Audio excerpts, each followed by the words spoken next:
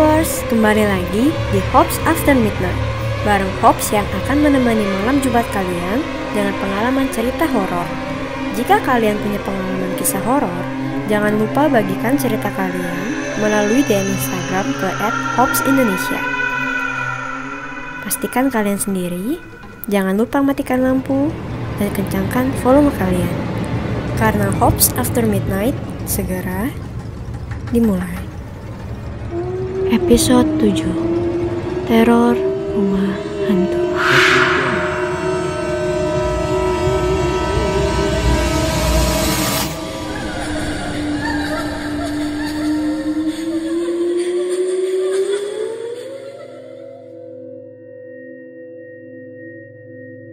Aku tidak mempunyai kemampuan melihat makhluk astral. Tapi, entah kenapa kejadian horor ini selalu berada di sekitarku.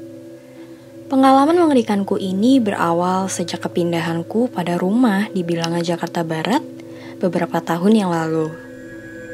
Kejadian ini terjadi sekitar pukul 3 sore. Depan rumahku ada sebuah pohon jambu. Saat itu ada seorang pembantu dari rumah lain yang sedang lewat. Ketika sedang berjalan melewati pohon jambu, pembantu ini sangat fokus matanya melihat ke arah pohon itu.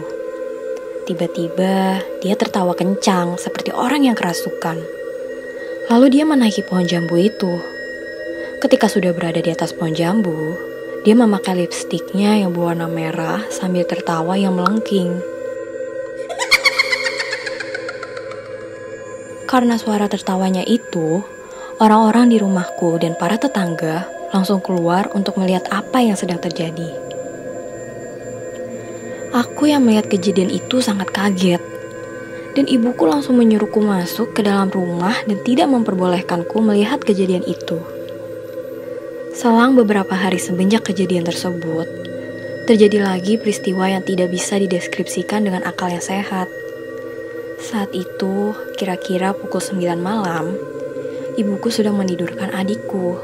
Namun, tiba-tiba ada kejadian di mana adikku ini ditarik oleh sosok yang tidak terlihat. Tarikan itu sangat kencang hingga adikku terjatuh secara tiba-tiba dan menangis.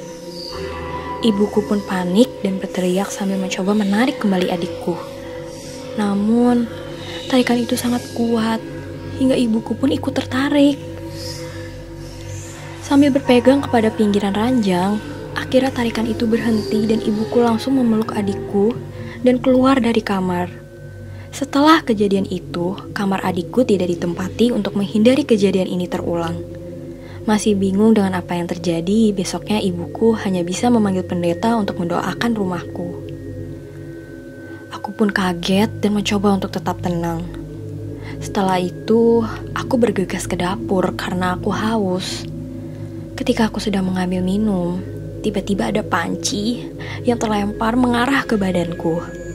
Aku pun sontak kaget karena tidak ada seorang pun yang ada di dapur. Aku langsung bergegas mematikan TV dan langsung berlari ke kamarku karena aku sangat takut. Masih dengan pengalaman yang aneh di ruang tengah, pernah sesekali aku merasakan seperti tersundut oleh rokok yang menyala hingga membuat bekas di sikuku. Padahal tidak ada siapapun di ruangan itu selain aku. Kami pun akhirnya jarang sekali duduk di ruang tengah sendirian dan memutuskan untuk tetap menyalakan lampu di ruangan tersebut. Kejadian mengerikan yang lainnya ini juga dialami oleh asisten rumah tanggaku. Aku memanggilnya Mbak Ani.